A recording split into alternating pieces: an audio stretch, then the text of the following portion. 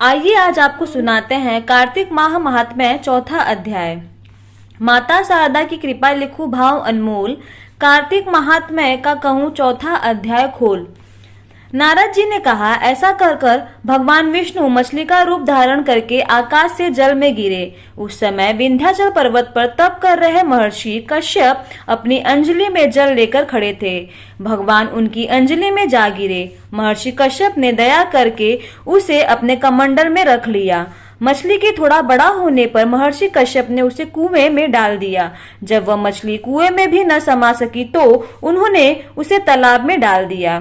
जब वह तालाब में भी न आ सकी तो उन्होंने उसे समुद्र में डाल दिया। वह मछली वहां भी बढ़ने लगी। फिर महत्स्वरूपी भगवान विष्णु ने इस शंखासुर का वध किया और शंखासुर को हाथ में लेकर बद्रीवन में आ गए।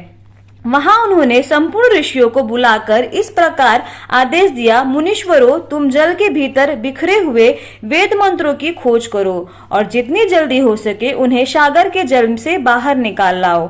तब तक मैं देवताओं के साथ प्रयाग में ठहरता हूँ। तब उन तपोबल संपन्न महर्षियों ने यज्ञ और बीजों सहित संपूर्ण वेद मंत्रों का उद्धार किया।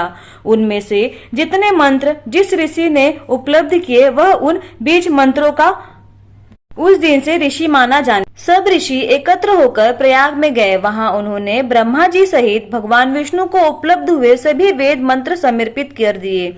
सब वेदों को पाकर ब्रह्मा जी बहुत प्रसन्न हुए। उन्होंने देवताओं और ऋषियों के साथ प्रयाग में अश्वमेघ यज्ञ किया।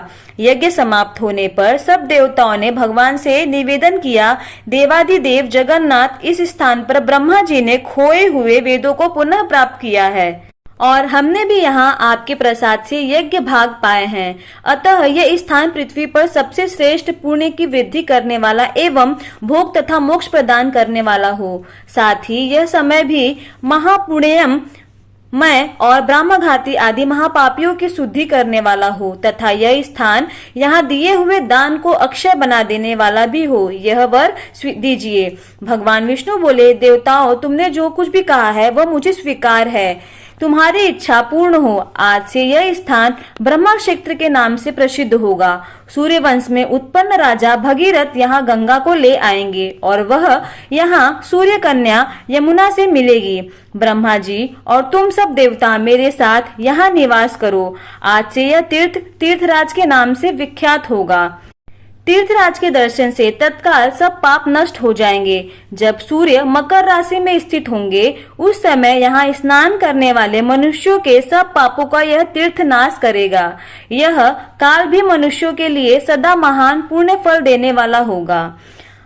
माघ में सूर्य के मकर राशि में स्थित होने पर यहाँ स्नान करने वाले सालों के आदि फल प्राप्त होंगे। देवादिदेव भगवान विष्णु देवताओं से ऐसा कहकर ब्रह्मा जी के साथ वहीं अंतर्धान हो गए। तत्पश्चात इंद्रादि देवता भी अपने यंश से प्रयोग में रहते हुए वहां से अंतर्धान हो गए। जो मनुष्य कार्तिक में तुलसी जी के जड़ के समीप श्री हरि का पूजन करता है वह इस लोक से संपूर्ण भोगों का उपभोग करके अंत में वैकुंठ धाम को जाता है। तो यहाँ पे समाप्त हुई कार्तिक माह महात्म्य चौथा